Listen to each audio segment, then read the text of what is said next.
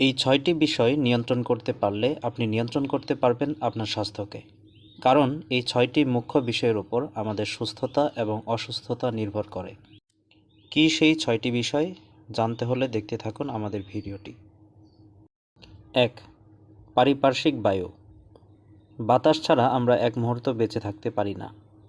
আমরা প্রতিদিন নিঃশ্বাস-প্রশ্বাসের মাধ্যমে অক্সিজেন গ্রহণ করি এবং কার্বন ডাইঅক্সাইড ছেড়ে দিই।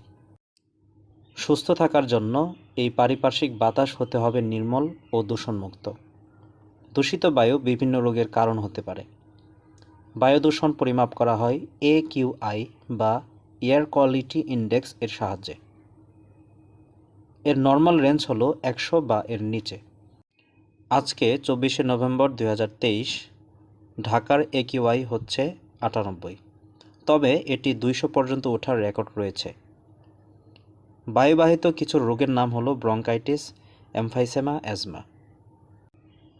অতএব আপনার পারিপার্শ্বিক বায়ু যদি দূষণযুক্ত হয় তাহলে আপনার এই রোগগুলো হওয়ার সম্ভাবনা রয়েছে।